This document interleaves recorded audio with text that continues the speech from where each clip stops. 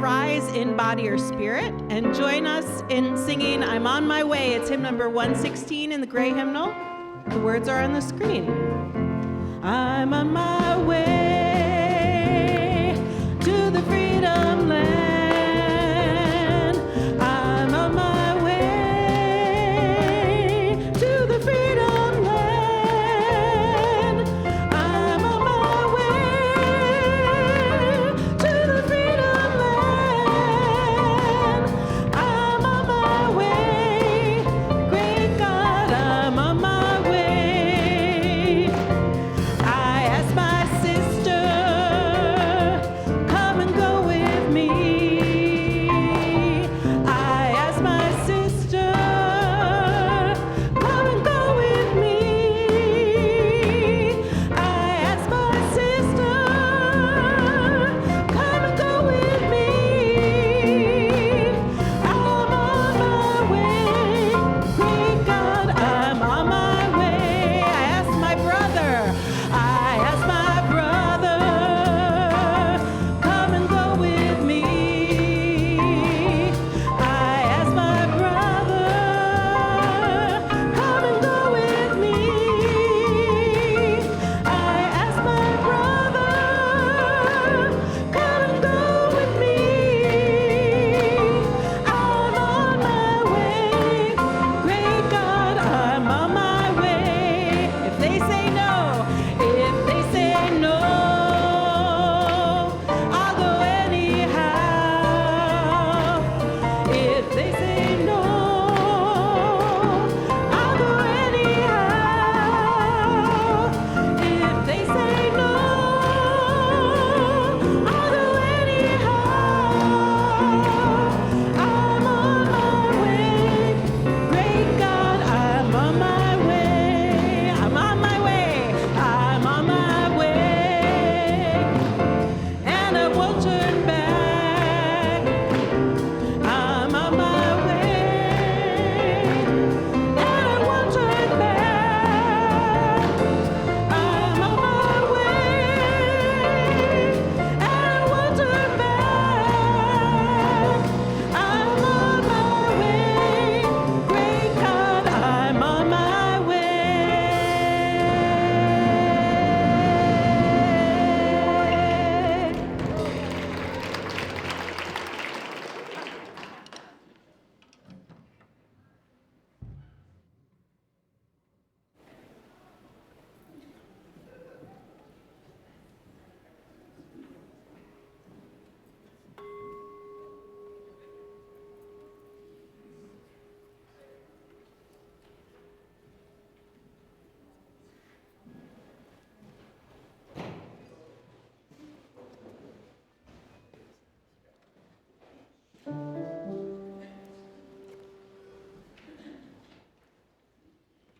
Be the change you want to see in the world. Be the change you want to see in the world. Be the change you want to see in the world. And change will come to you. Be the change you want to see in the world. Be the change you want to see in the world. Be the change you want to see in the world, and change will come to you. Be the change you want to see in the world. Be the change you want to see in the world. Be the change you want to see in the world, and change will come to you. Be the change you want to see in the world. Be the change you want to see in the world. Be the change you want to see in the world, and change will come to you. Be the hope you want to see in the world. Be the hope you want to see in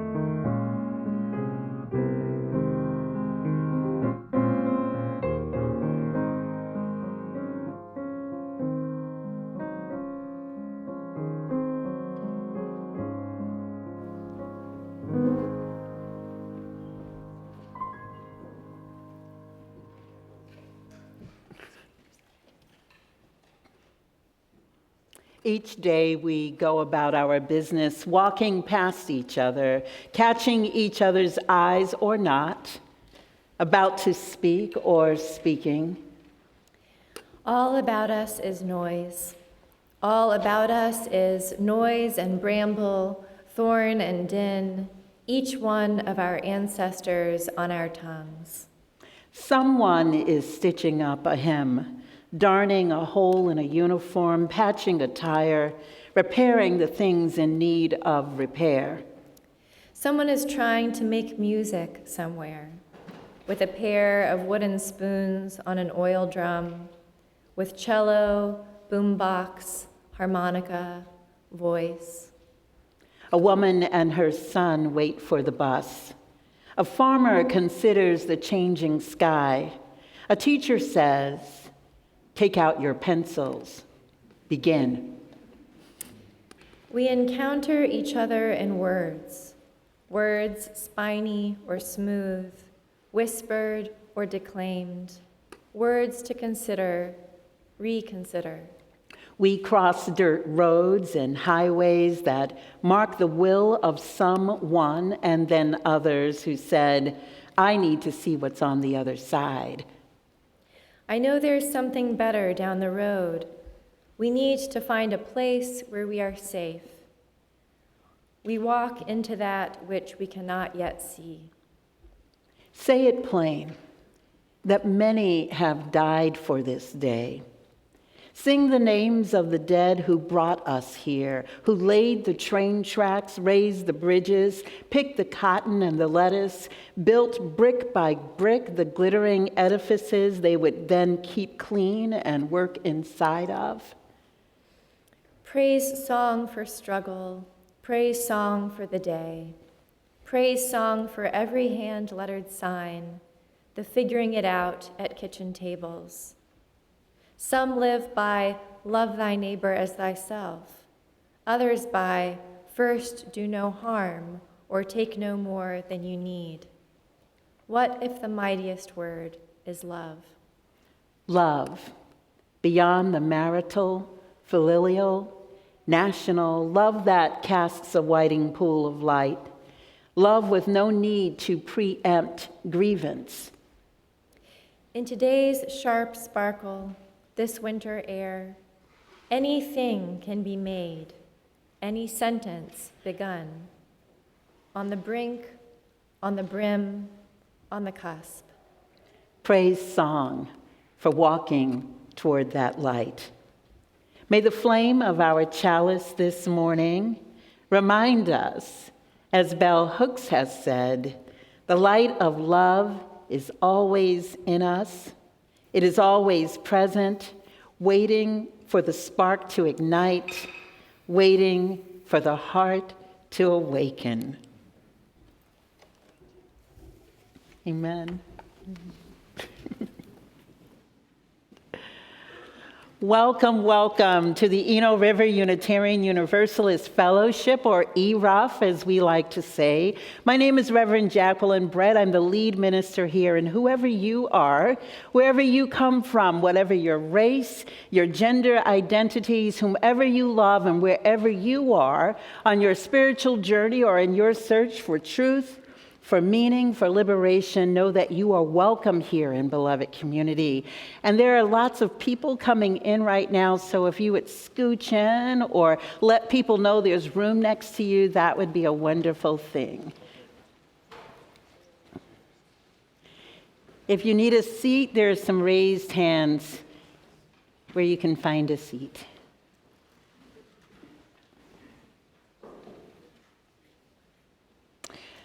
So if you are visiting with us for the first or second time, I invite you to rise in body or spirit so that we might give you an ERUUF welcome.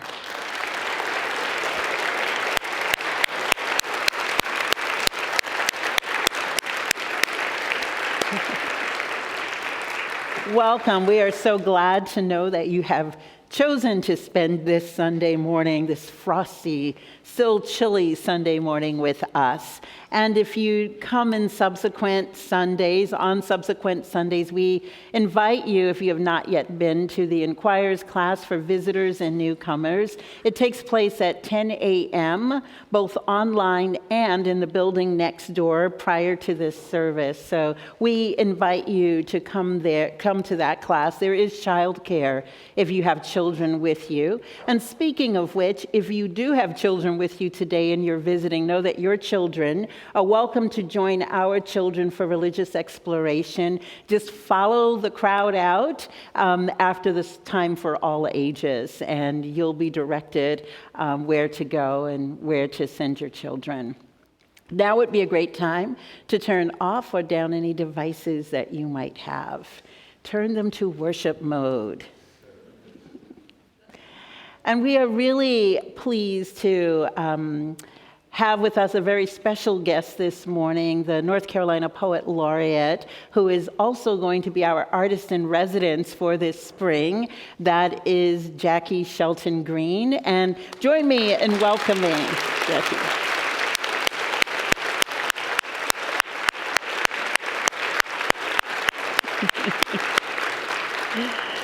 You'll get to hear more about Jaki in just a few moments.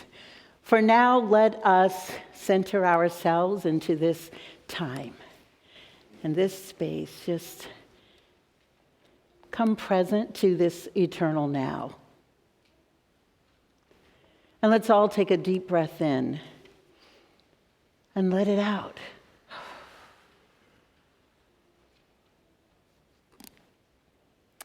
So as many of you know, or those of you who are members or frequent friends of this community, we have a tradition here about roses. We give roses to our young ones when we dedicate them. We remove the thorns and hand them a rose, symbolizing that they will be in our care during their journey here. And then, when they become teenagers and leave this place, we give them another rose, this time with thorns, to indicate that we have prepared them to encounter life outside of ERUUF. And our teenagers are really excited to get that rose with thorns. But there also comes another time when we take a rose as well to celebrate someone in our community. And it is when someone leaves us for the final time, someone departs us because they have died. And so we do that today for our beloved Jean Presson.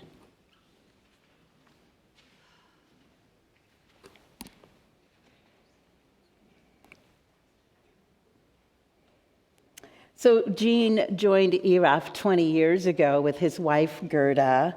And he was really active here in many ways, most notably, though, with the Eno River Players, which was a play acting group here at ERUUF, and which we don't have right now. So if anyone's interested, know that that is something that can happen.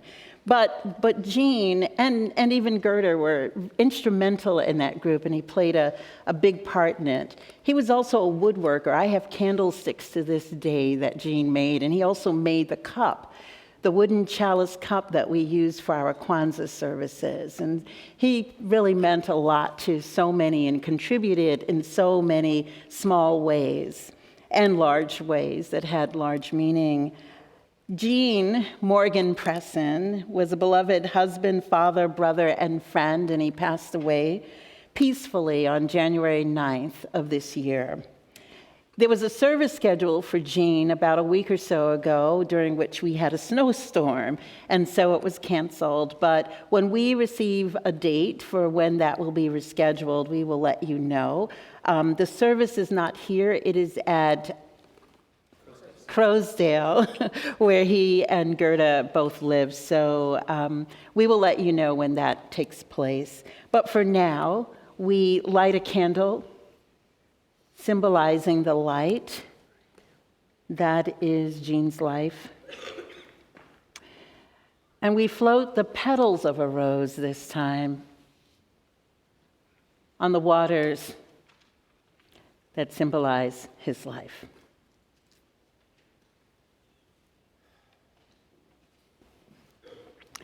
And so let us now take a moment of silence as we hold and recognize this beloved one who has left us for the final time. We know that we are changed every time someone new comes here. We are also changed when someone leaves.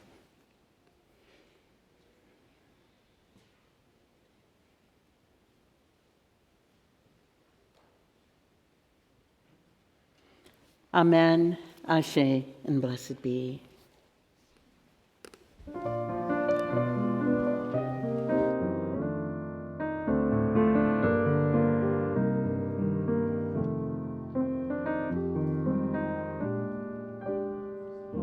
I'd like to welcome down Stella to light our lantern, this chalice light that we carry forward into religious exploration. And as Stella is doing so, preparing that lantern light for us to carry it forward, hello, I see all of us, our smallest, our mediumest, and our tallest have arrived here. Good to see you. Now, in religious exploration, kind of for all of you to know, because many of our folks down here may already know this, we've been having lessons on resistance for the past month, like we've had in worship. And we have another lesson on resistance in religious exploration because it got rescheduled because of snow and ice. So it was scheduled a couple weeks ago, but we have some very special visitors actually from within our community talking about resistance. So, wow, okay. Exciting times back there. But what I'm aware of is how many of you recently have had a day where you haven't felt good? Anybody? It could be shorter than a day, even a time. How many of you have had a lot of days in a row where you haven't felt very good? Yeah, at one point, yeah, and that's real. Sometimes we have a lot of days that don't feel good. Sometimes we're sad, sometimes we're angry, sometimes things aren't going right. And part of what we're talking about in worship this month, and we will be doing in religious exploration, is talking about resilience. And resilience is the things that kind of keep us buoyed, the things that kind of keep us able to interact, things that keep us going in any time. So this book, I think, is really good for this because it's a lot of affirmations. Does anybody know what the word affirmation means? Bueller, yes. What's the word affirmation mean?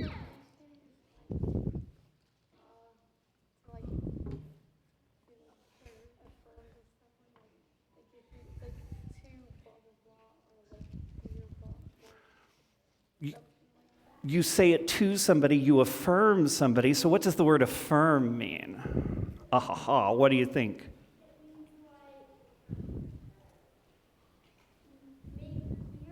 Make clear.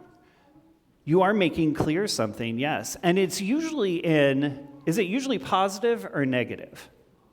Positive. So there's a lot of this book that's affirmation. So I want you to, everybody get ready. Kind of sit in a way that helps you be calm and hear words well. We all do that differently. Because this book's a lot of affirmations, and I want you to hear these words and imagine them about yourself. Imagine these words about yourself. That's for all of you and for all of you. Good. I see you. I know. Like the sun, I'm here to shine. Like the voice, I'm here to sing. Like the bird, I'm here to fly and soar high over everything. We can think these good things about ourselves. They may not fix everything in the world, but they can help keep us resilient. Like the trees, I'm here to grow. Like the mountains, here to stand. Like time, I'm here to be and be everything I can. Yeah? Oh, that's a good question. Maybe because they like to be upside down. That's a good question. I know I can't do that. Like the champ, I'm here to fight. Like the heart, I'm here to love. Like a ladder, here to climb. And like the air, to rise above. Like the wind, I'm here to push in a helpful way. Like a rope, I'm here to pull. Like the rain, I'm here to... Oh, it got stuck, didn't it? Oh, we might be missing that page. This is going to be a special one then. Like the rain, I'm here to pour and drip and fall until I'm full. There we go. Here's the right one. Like the moon, I'm here to dream. Like the student, here to learn. Are you thinking these things about yourself? Are you here to dream and learn? Like the water, here to swell. And like the fire, here to burn.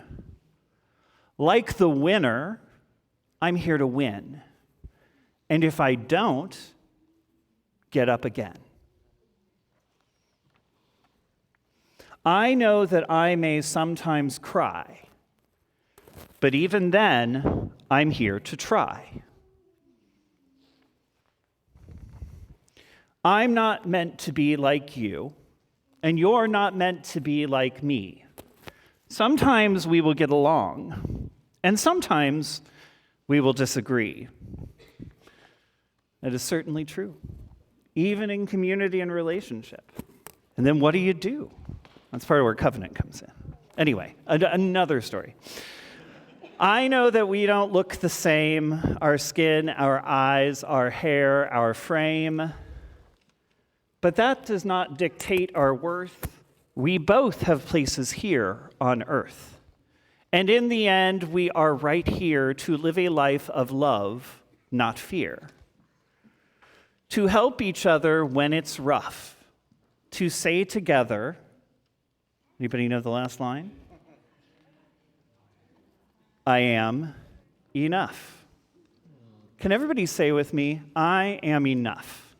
I am enough. You are enough in this world.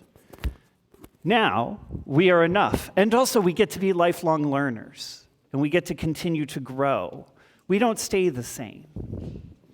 But we are enough. Hello. Oh, thank you. All right. So now we are going to Stella. Stella, where's our flame? Stella's going to start us out. Thank you for that. And as we journey on to continue our religious exploration,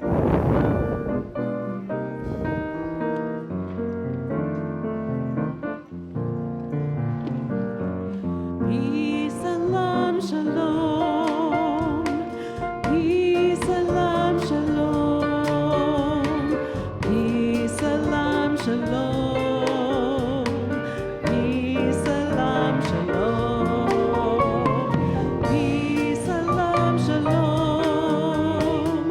Peace, salam, shalom. Peace, salam, shalom. Peace, salam, shalom. Peace, salam, shalom. Peace, salam, shalom. Peace, salam, shalom. Peace, salam, shalom. Please take this time to turn and greet your neighbor, especially if your neighbor is someone you don't know.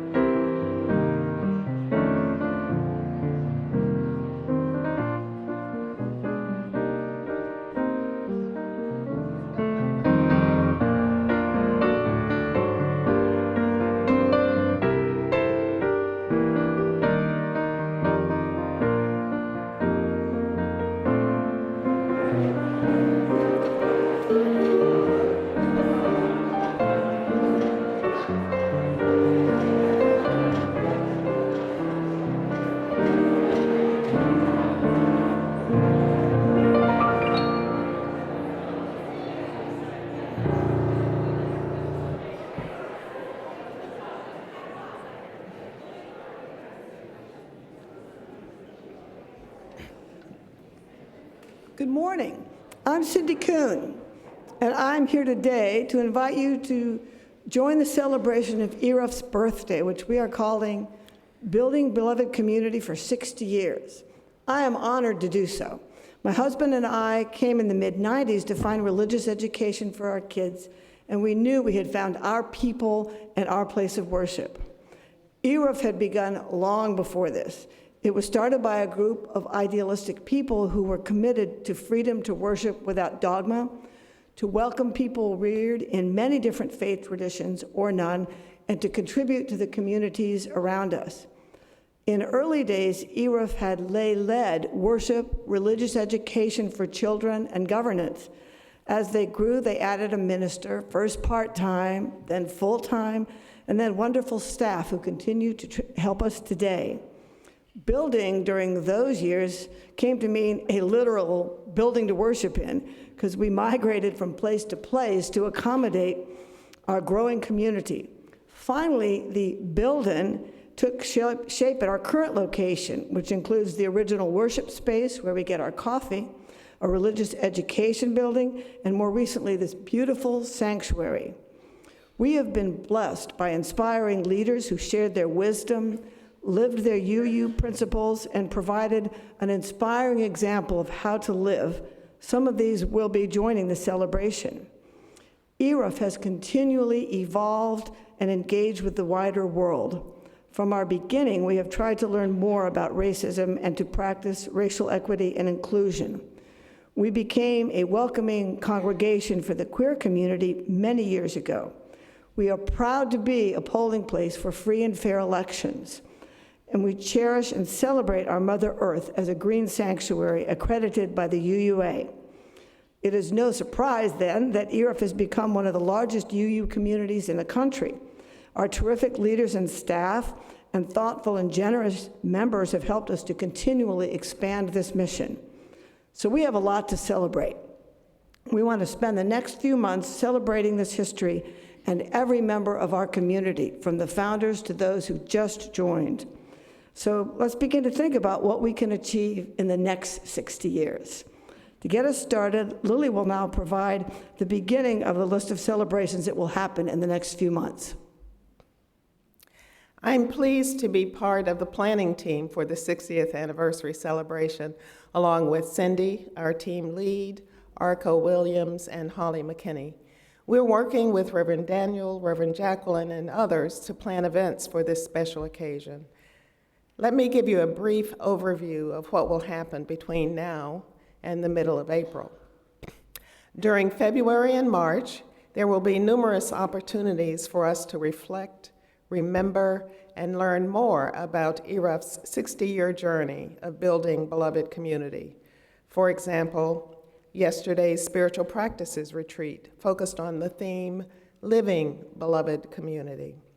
In several upcoming Sunday services, members will share their personal stories of meaningful experiences over the decades.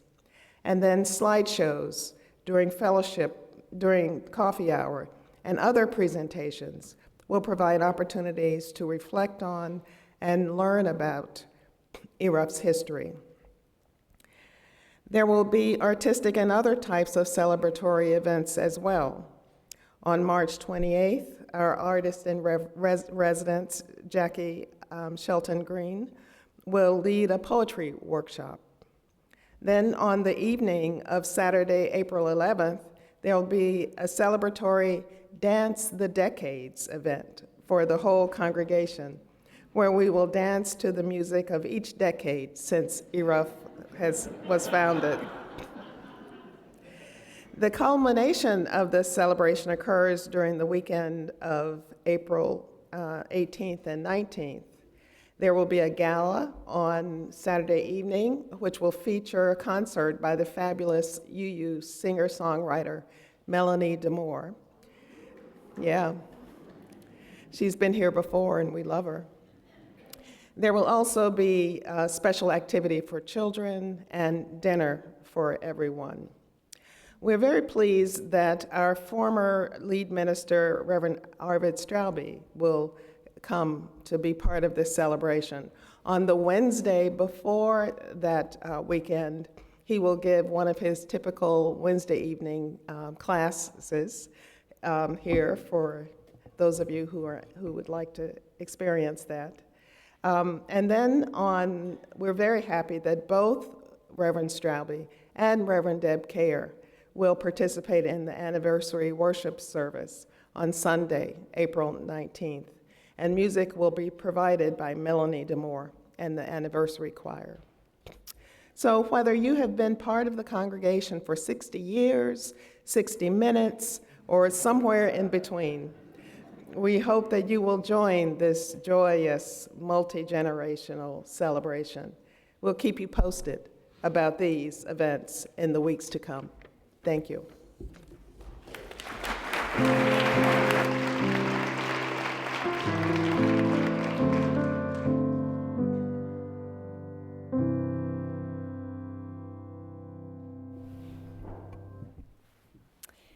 Good morning. My name is Sarah Rose Nordgren, and I'm speaking to you today in my capacity as a member of the ERUUF Artist in Residence team. If you're not yet aware of our Artist in Residence program, it's a wonderful new addition to the cultural life at ERUUF. Made possible by grant funds from the Eno River Fellowship Foundation, it allows us to bring talented Triangle area artists from across disciplines to create work and engage with the ERUUF community, with the goal of bringing artistic innovation into our services and community practices. The program began last spring when we hosted our inaugural Artist in Residence, Justin Demeanor Harrington, and continued with Shauna Tucker's wonderful residency in the fall. Today, I have the great pleasure of introducing our Spring 2026 Artist in Residence, Jaki Shelton Greene. As the 9th Poet Laureate of North Carolina, appointed in 2018, Jaki is the first African American and third woman to be appointed as the North Carolina Poet Laureate. Some of her recognitions include Forbes Magazine 50 over 50 Lifestyle List, the 2021 UNC Chapel Hill Frank B. Haynes Writer in Residence, 2021 recipient of the George School Outstanding Alumni Award, the 2019 Academy of American Poets Laureate Fellow, 2019 North Carolina Humanities Council Caldwell Award, 2014 induction into the North Carolina Literary Hall of Fame, 2009 North Carolina Piedmont Laureate appointment, and the 2003 recipient of the North Carolina Award for Literature. Right?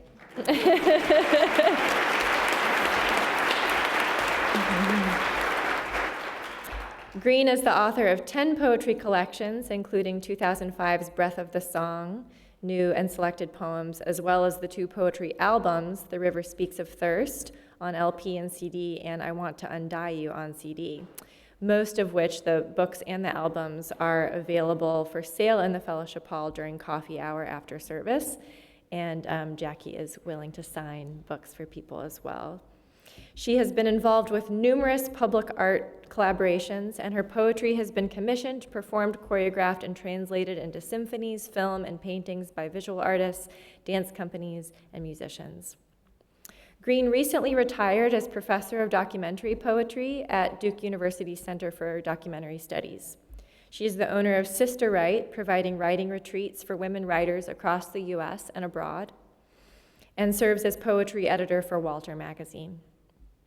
Jaki's dedication to art, to community engagement, to justice, and to love embody the spirit of connection, creativity, and service that we value here at ERUUF, and we are honored to share this season of learning and poetry with her. Stay tuned for more details about Jaki's events and offerings here at ERUUF, and for now, help me in welcoming Jaki Shelton Greene.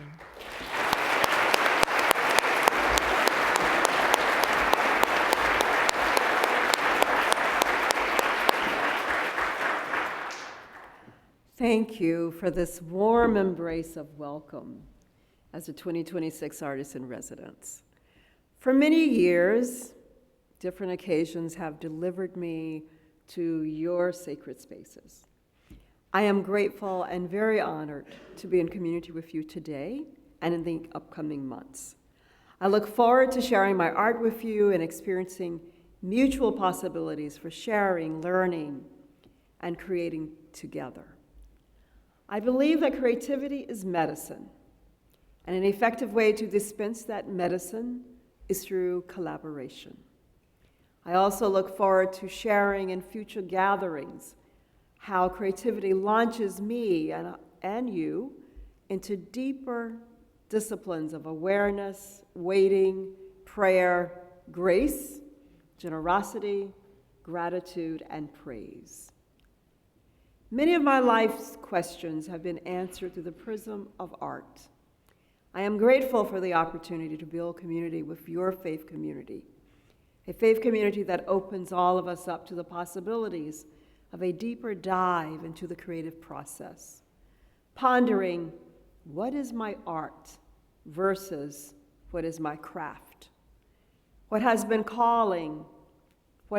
my calling as an artist. What do I require of myself and of you in this distressful season of uncertainty? What is my practice of literary citizenship? Those are the questions I want us to ponder together. And I'm very excited to ponder and play, operative word here, play with you in the months to come. So thank you again, and I look forward to all of the magic that we will weave together.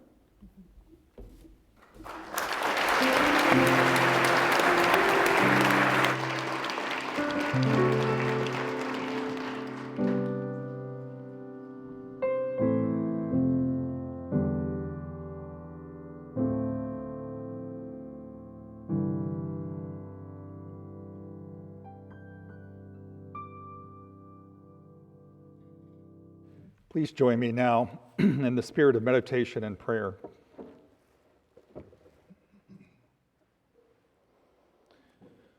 Spirit of life, sometimes the world inspires us, and sometimes the world makes us weary.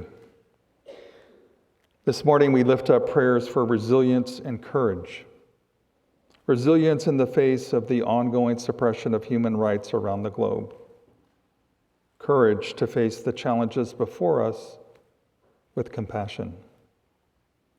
Resilience as we acknowledge the need for healing, reconciliation, and justice in the face of systemic racism, collective oppression, and the ongoing marginalization of Black and brown people. We pray for the courage to dismantle and change these unjust systems, to create a more equitable world for all.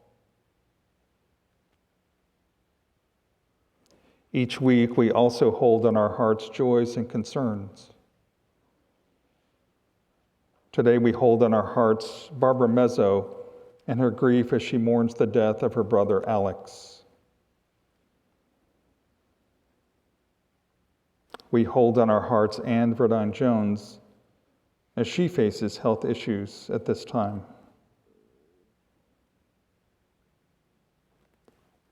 We hold in our hearts Diane Blount as she is in the hospital facing serious health issues. We hold in our hearts all those in our community and in our own families facing grief, loss, or illness. May they know comfort and support. We hold in our hearts and pray for the people all the world over facing war and conflict. In these challenging times, let us remember that we are one global family living on the same human-impacted earth. May we find ways to remember the power of love to heal and to transform.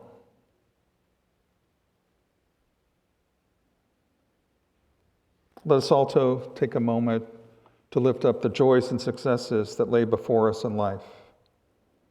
May we continue to celebrate these moments on the journey together. In a spirit of unity, we lift up all of our prayers and blessings and honor this moment together in silence.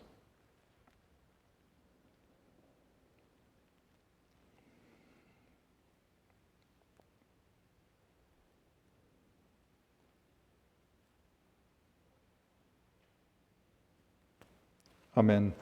Ashe, and blessed be. Please join me in singing our meditation hymn, May I Be Light. The lyrics are on the screen.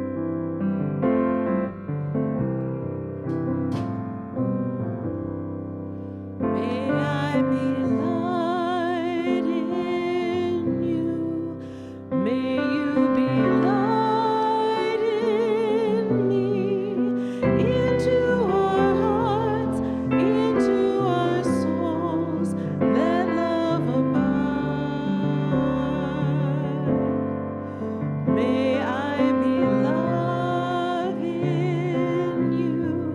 May you be love in me. From this place out to the world for all time. May I be light in you. May you be light in me. Into our hearts, into our souls, let love abide. May I be love in you. May you be love in me. From this place out to the world for all time.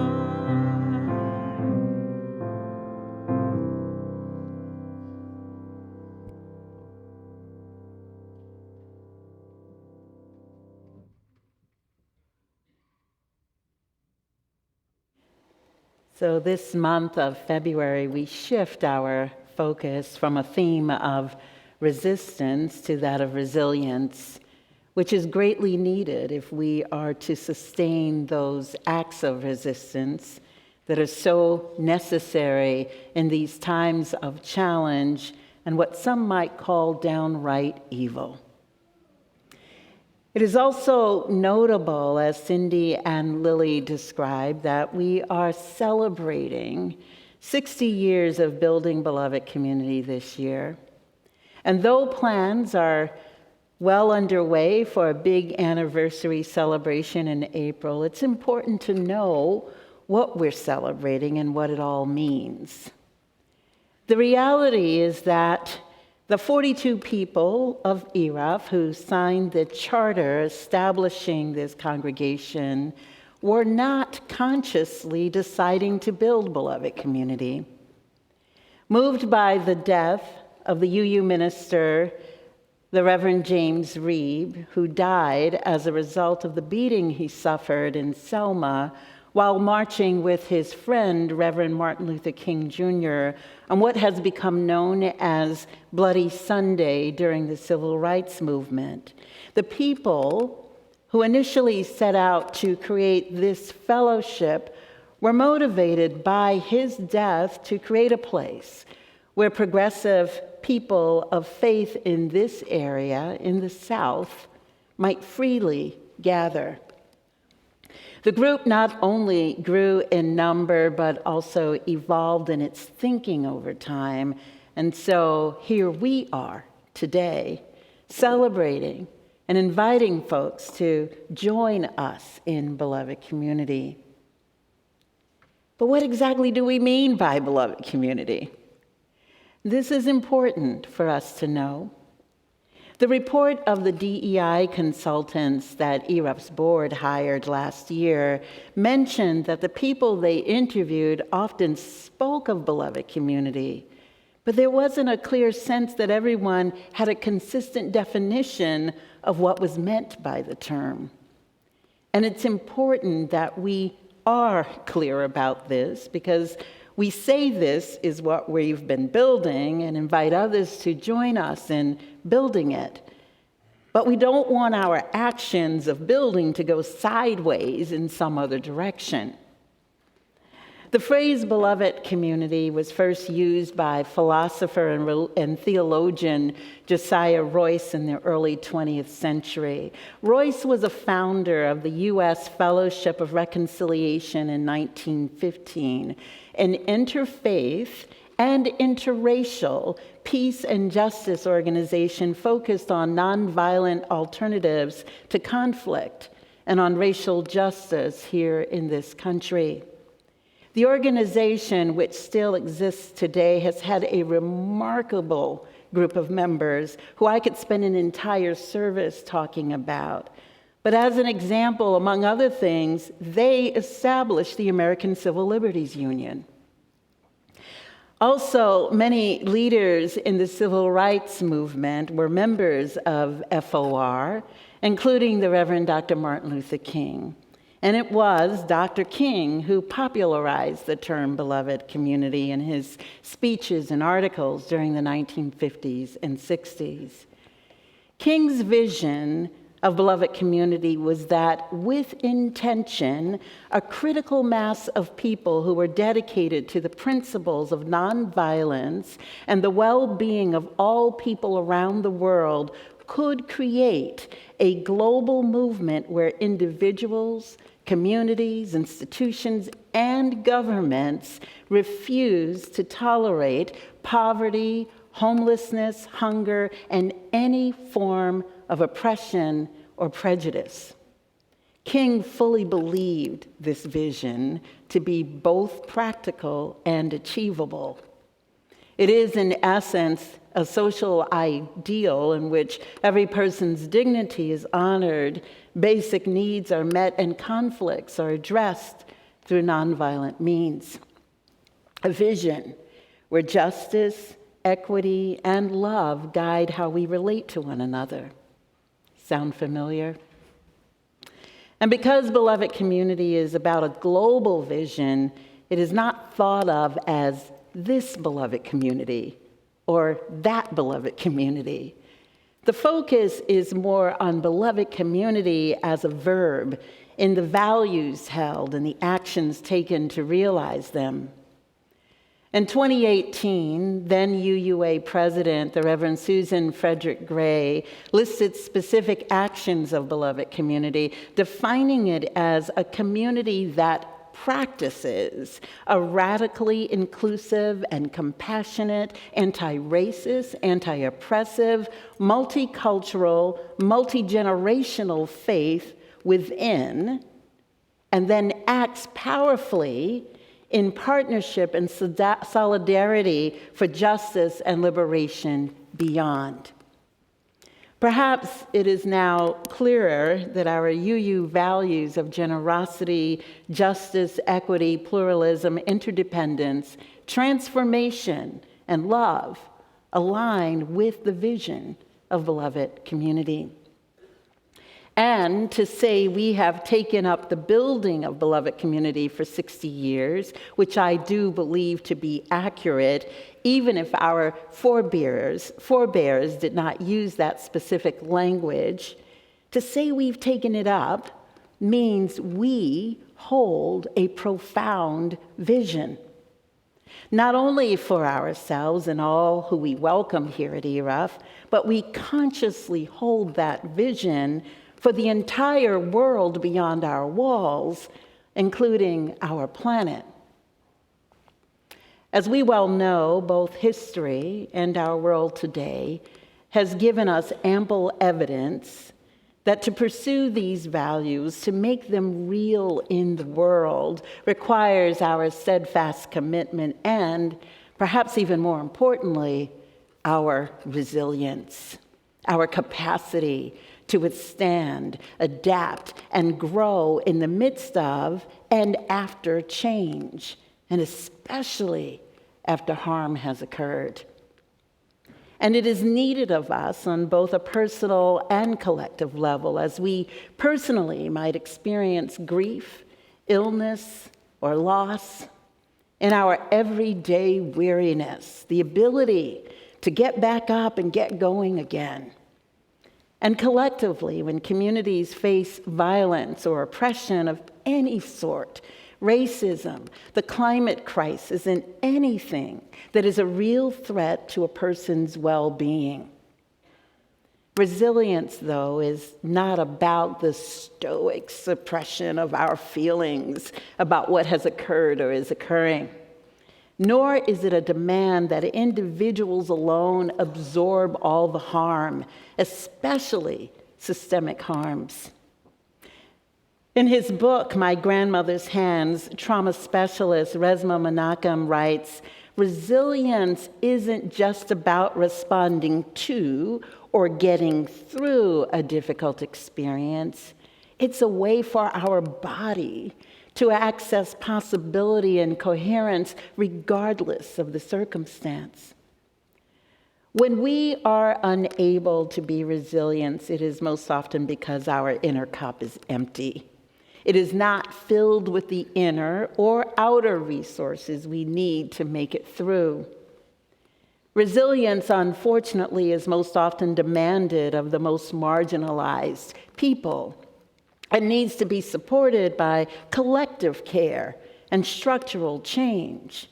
Menakem says, we, meaning all of us, carry more than we know. We carry each other. We carry trauma and resilience together through our bodies and across generations, all of us. So I suggest to you now 7 qualities of resilience we might each fill our cups with, and a non-definitive list of practices to cultivate them so that we can draw upon what we need when we need it, because we are each called upon for some amount of resilience at different times in our lives, whether individually or collectively. So, like in the first service, some of you might want to get out your pencils and paper, or I will post these, and this was requested in the last service on my blog in the coming weeks. So if you don't have pencil and paper, that's fine. So the first quality is groundedness, a steady sense of presence in body, in place, and in story.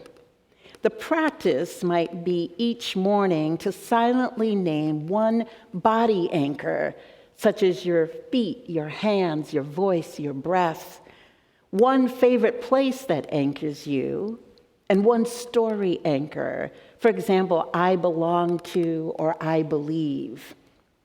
An example on the personal side might be, I am anchored in my breath, my kitchen table where my family gathers, and my belief that kindness matters. So you see, body, my breath, place, my kitchen table, and story, which is what I believe. A collective example of this might be, we are anchored in this building and each other. We are anchored in the land we steward and the ongoing story of care that our community has created. And once again, there is body, which is this building, and each other. The land we steward is place, and the ongoing story of care is our story. The second quality would be adaptability, our capacity for flexible responses and a willingness to be open to new ways of addressing them. So yesterday at the spiritual practice retreat, participants were given a 10-minute journaling prompt to respond to a question on a card they had chosen. Some people, after the journaling had taken place and they were sharing, admitted to at first resenting the question they received.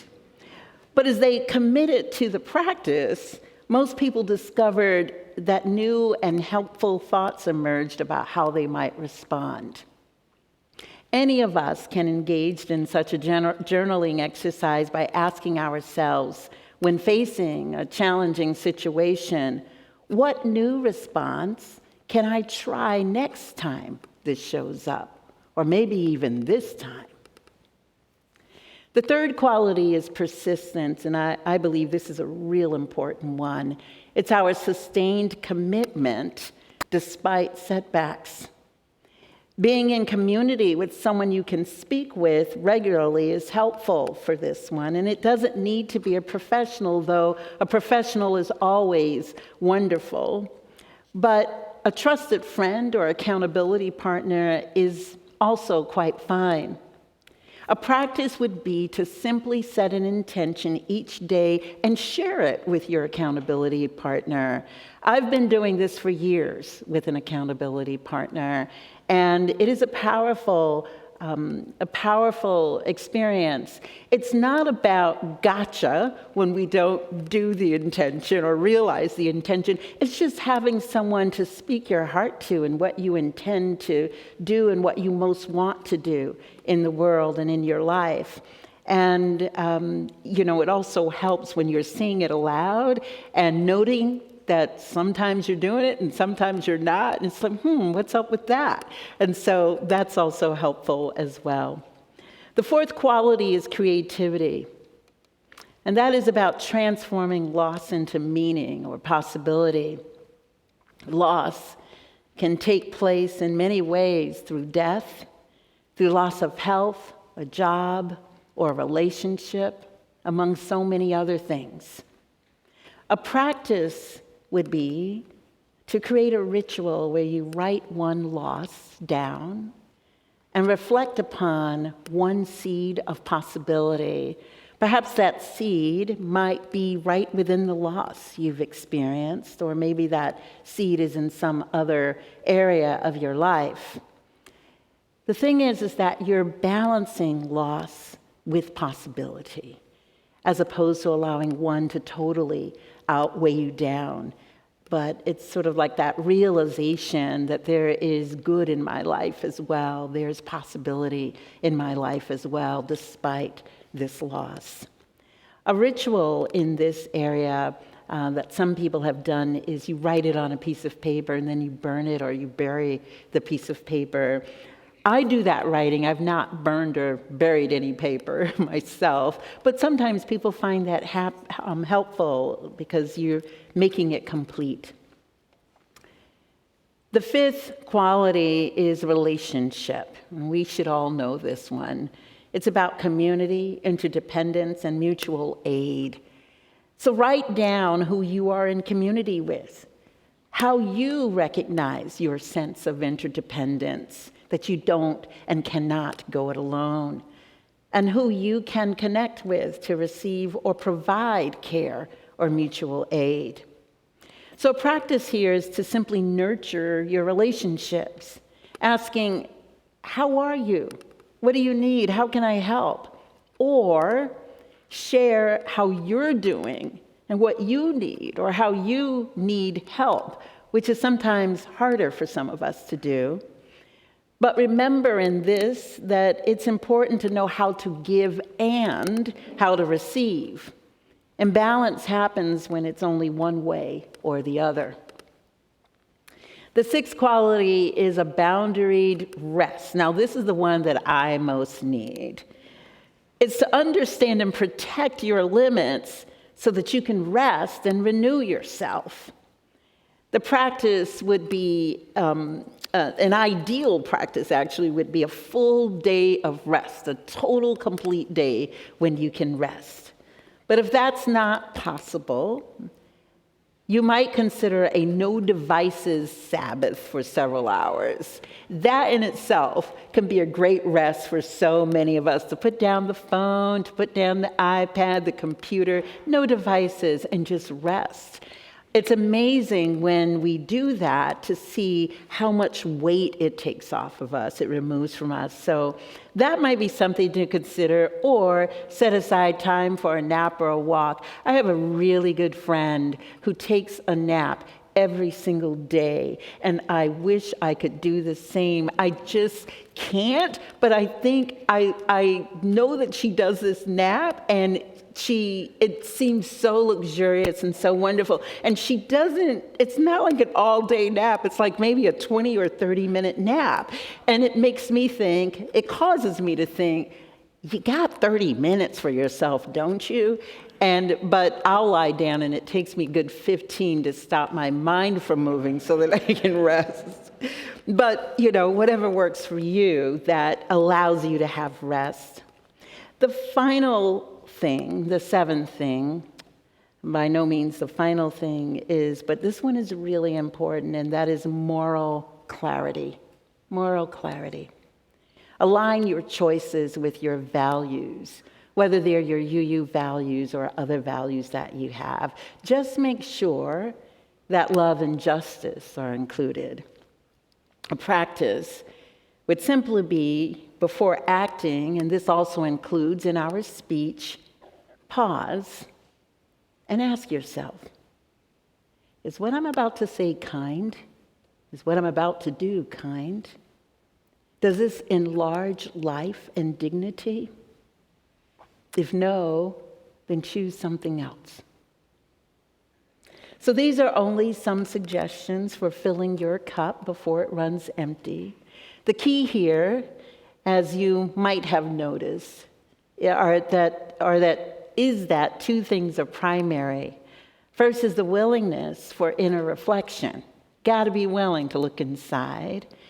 And also interdependence, the conscious awareness and practice of being in community with others.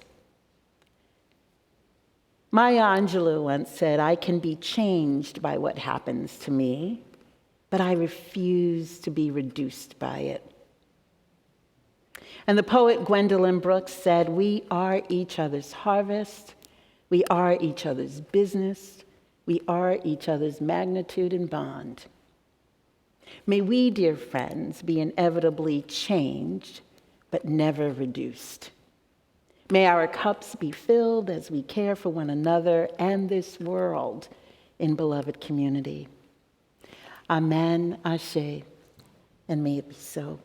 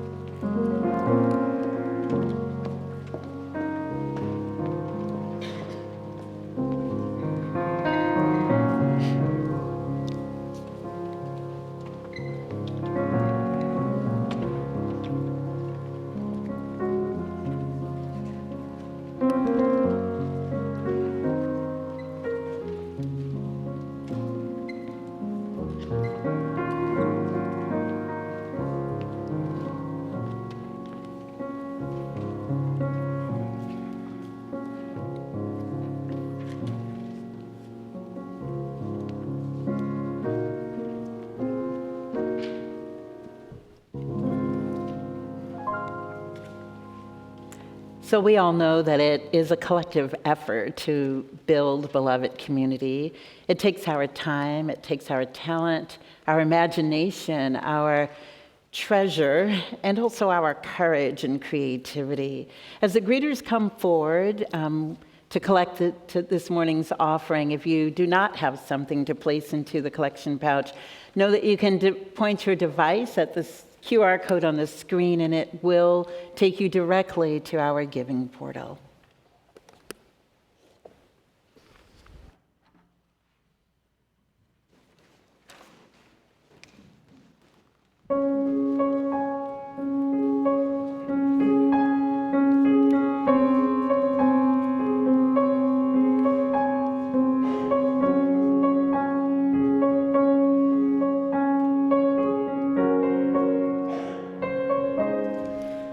There is more love.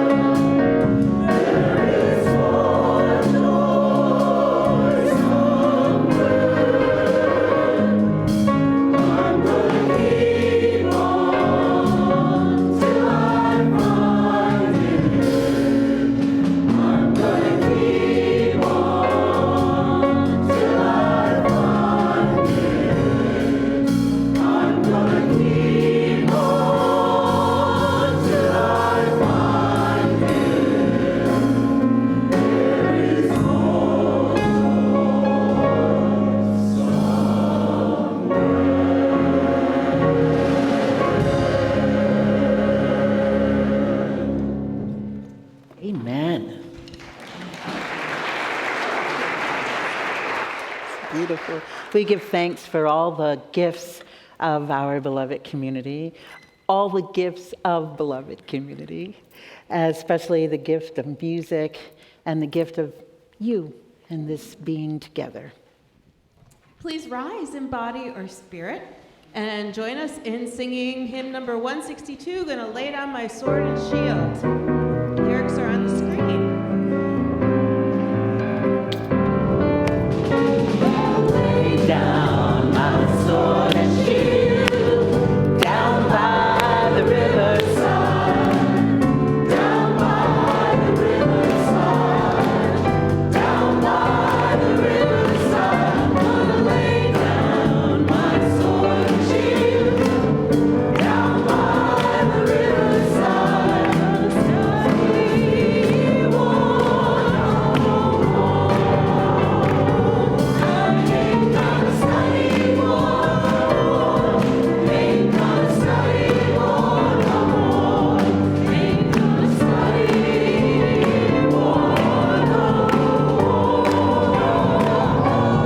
Ain't gonna study war no more. Ain't gonna study war no more. Ain't gonna study war no more. Lay down my burden. Gonna lay down my burden. Down by the riverside.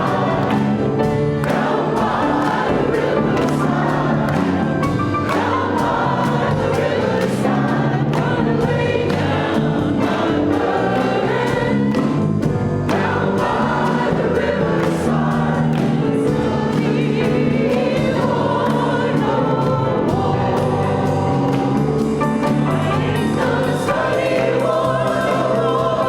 Ain't gonna study war no more. Ain't gonna study war no more.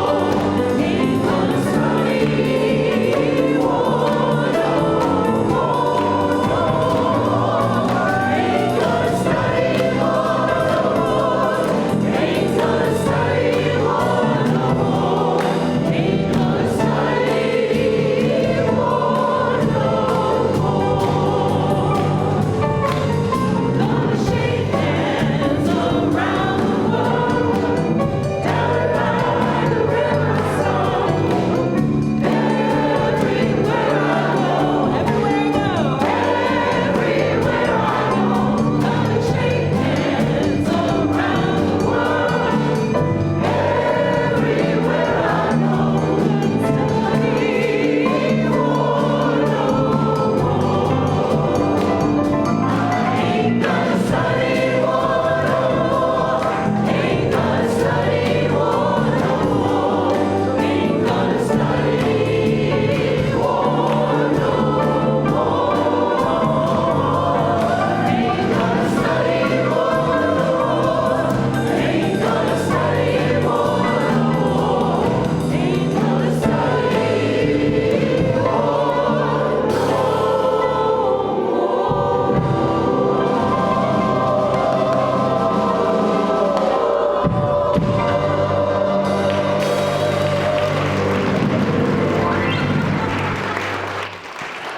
So our closing words today are from letter 4 to those at rest on park benches by Cole Arthur Riley. So this was written as she was sat resting on a park bench near a lake, watching an old man and a child trying to fly a kite. And she wrote, "In a time when we have more access than ever before to the traumas of this world, how will you resist the tide of despair? Let beauty be your anchor. If you find the lake view too bright, bring your gaze closer, perhaps all the way to your own flesh and blood. Life is monstrous on the threshold of apocalypse.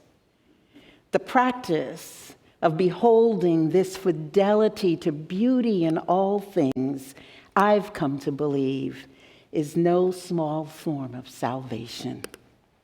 My friends, may you find an anchor to beauty in your own life and go in peace, Go in love, go with courage, and go knowing that you are not alone. Amen, ashe, and blessed be.